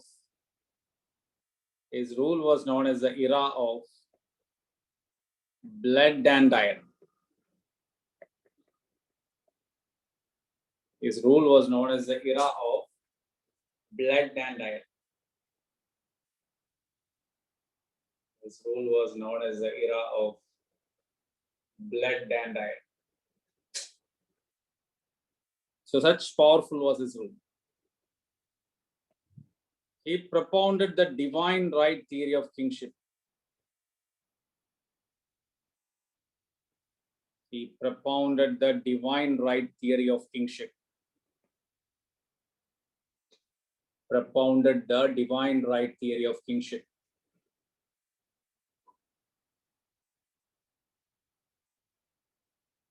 Propounded the divine right theory of kingship.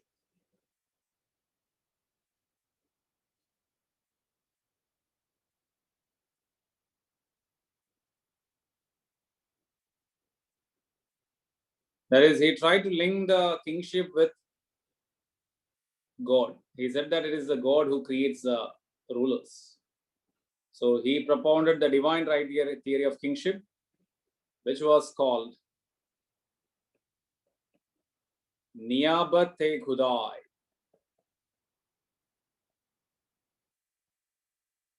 Which was called Niyabat-e-Khudai. Which was called Niyabat-e-Khudai. That is, kingship was called a gift of God. Niyabat-e-Khudai. That was what Balban said for this kingship. Is it clear, Nilar Jyoti? Then next, he took the title Zill-e-Ilahi. He took the title Zill-e-Ilahi, which means shadow of God. He took the title Zill-e-Ilahi, and that meant shadow of God.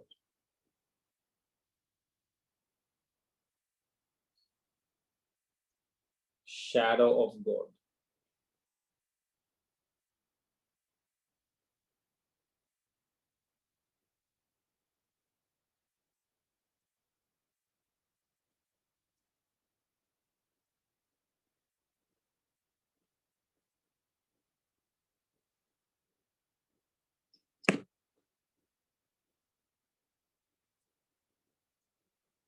Then he introduced strict discipline in the court. He introduced strict discipline in the court. That means he wanted everyone, all the nobles and everyone should respect him like the real monarch. So he introduced strict discipline in the court.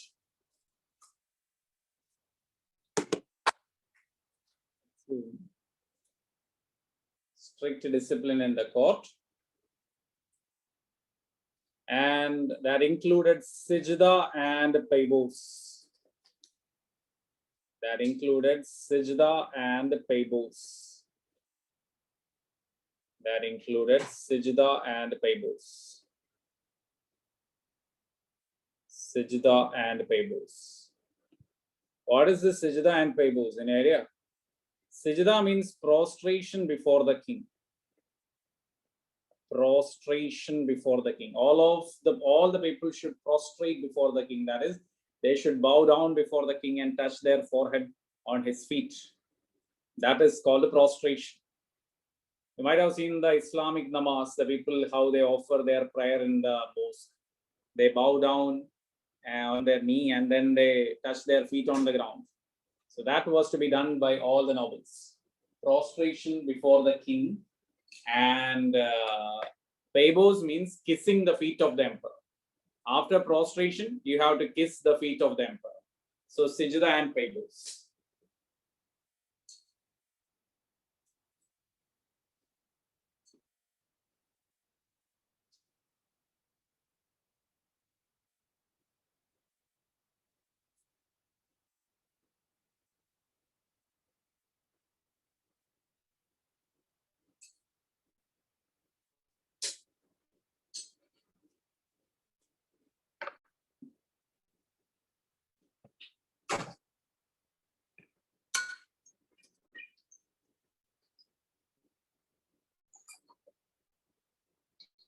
One second.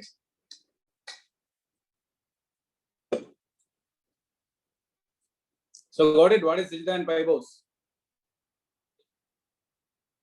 So that way, he was a terror. The next, Balban was a racist. He was a racist and accepted only high-ranking Turks.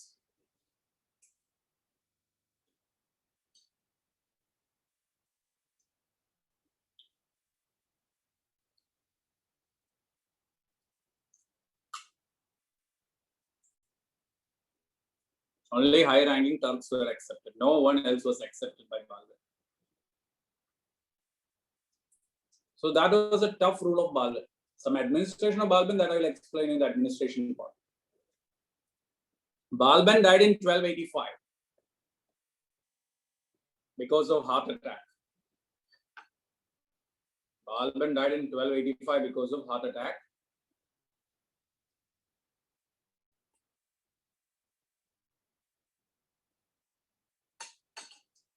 And he was succeeded by weak rulers. And he was succeeded by weak rulers.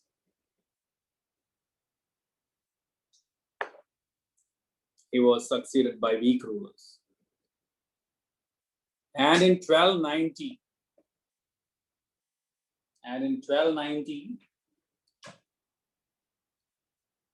the 5-year-old king, at that time a 5-year-old boy was the king. The 5-year-old boy, Kayumars. In 1290, the 5-year-old king Kayumars was killed by Jalaluddin Khalji. The 5-year-old boy was killed by Jalaluddin Khalji. Sorry, Jalaluddin spelling, let me write Jalaluddin Khalji. And thus ended the first dynasty of Delhi.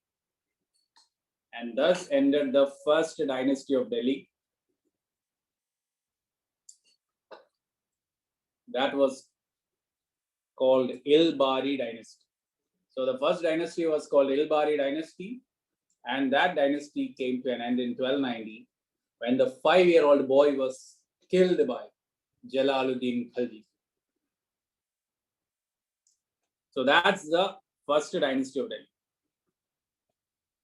Now comes the second dynasty of Delhi, the Khalji, who ruled from 1290 to 1320. The first Sultan, Jalaluddin Khalji,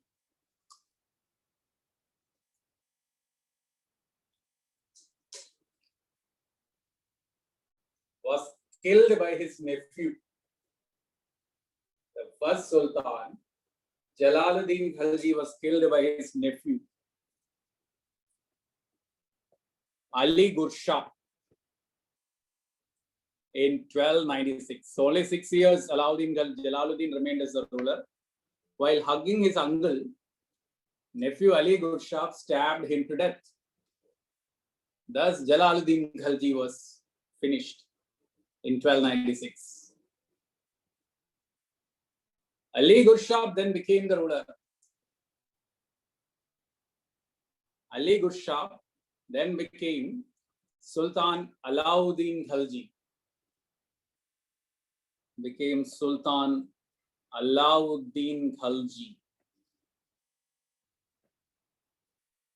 So in 1296, Alauddin Khalji became the ruler, and thus started the Sultanate imperialism.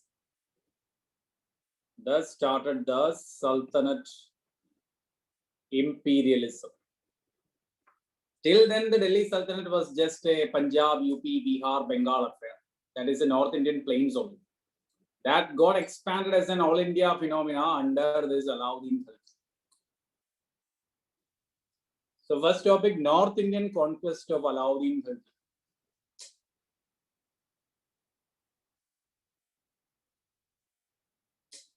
The North Indian conquest of Alauddin Khalji.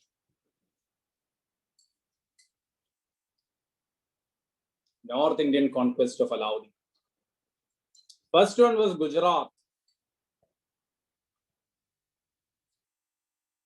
in 1299. Ruler was Rai Karan Waghela.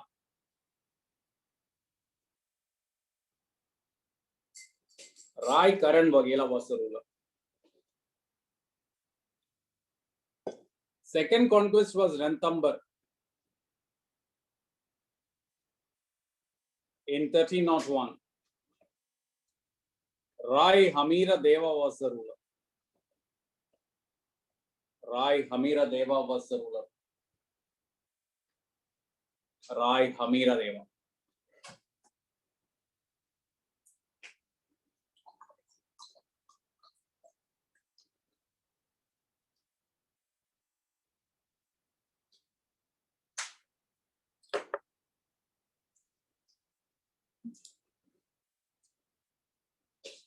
The third conquest was, spelling Ranthambar.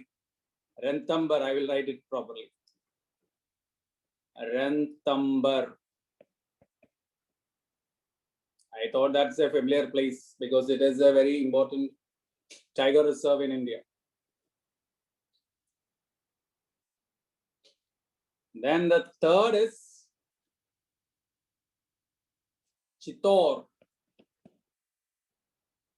in 1303.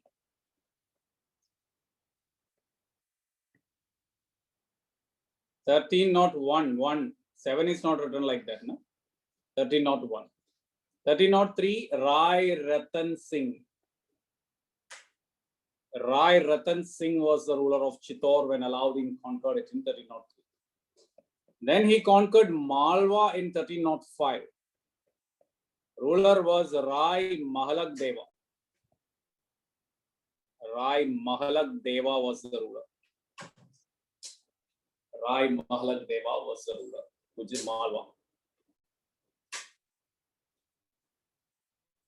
Then the fifth state conquered was Sivana in 1307.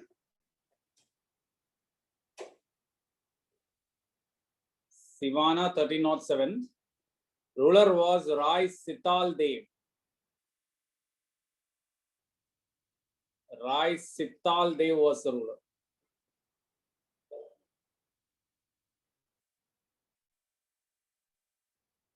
Ruler was Rai Sital Dev. And the last conquest of Alauddin was Jalore, 1311. Ruler was Kanhara Dev, Rai Kanhara Dev. Rai Kanhara Dev.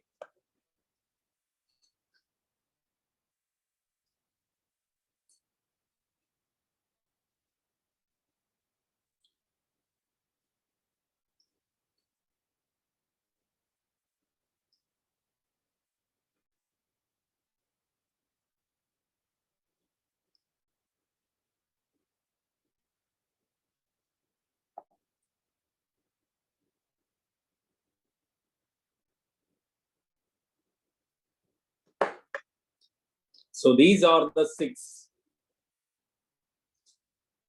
North Indian conquest of Alauddin Khilji. Alauddin took North India under direct control of Delhi. Alauddin took North India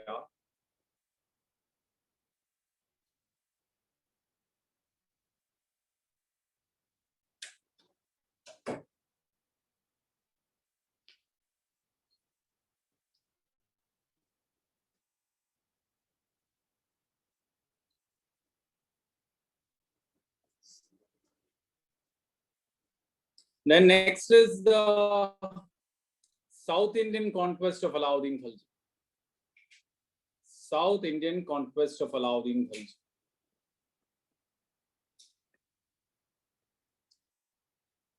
See, after the conquest of North India, he went for the South Indian conquest. First conquest was in 1306, the kingdom of Devagiri.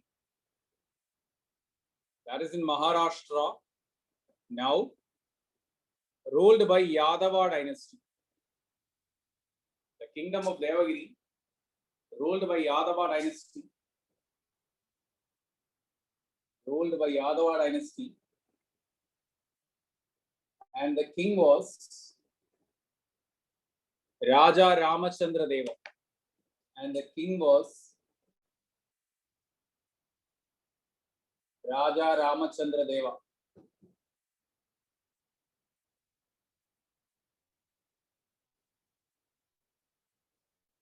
Raja Ramachandra Deva was the king.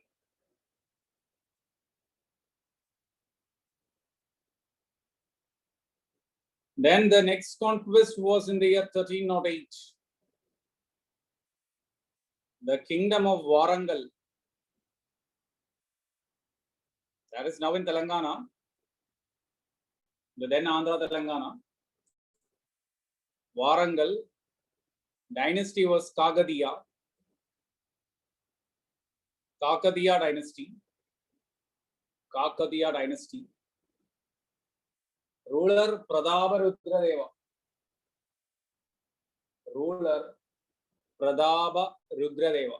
Pratapa-Rudradeva. Ruler Pratapa-Rudradeva. Then 1310-11. Dwara-Samudra. Kingdom of Dwara-Samudra, that is in Karnataka. Last year it was asked in the UPSC question, where is Dwara-Samudra? Dwara-Samudra, Karnataka. Dynasty Hoysala. Hoysala. Ruler Veera Ballala. Ruler was Veera Ballala. Veera Ballala. Veera Ballala. B-A-L-L-A-L-A. Veera Ballala. And the same year, that is 1310-11, his fourth conquest, the kingdom of Madurai.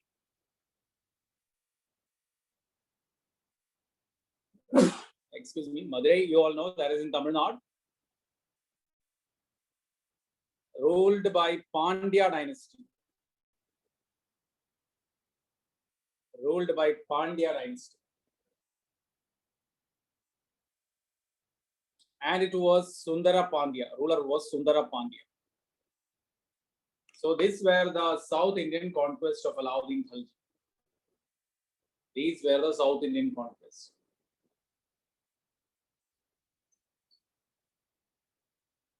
Of Alauddin Khalji. Next point. The South Indian conquest was led by Malik Kafur, the slave officer of Alauddin Khalji, or the slave of Alauddin Khalji. Malik Kafur, the slave of Alauddin Khalji, Malik Kafur.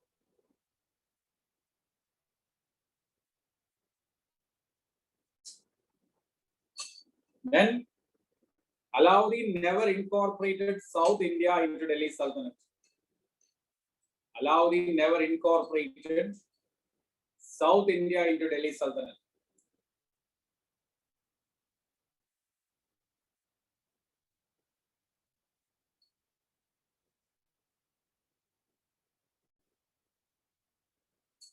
Alauddin never incorporated South India into Delhi Sultanate. He allowed the former rulers to continue.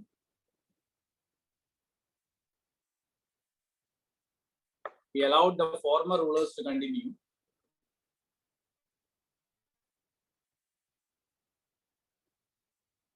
He allowed the former rulers to continue.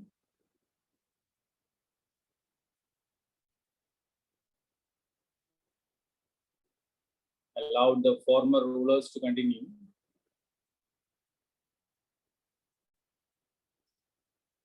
With the payment of annual tributes to Delhi. With the payment of annual tributes to Delhi.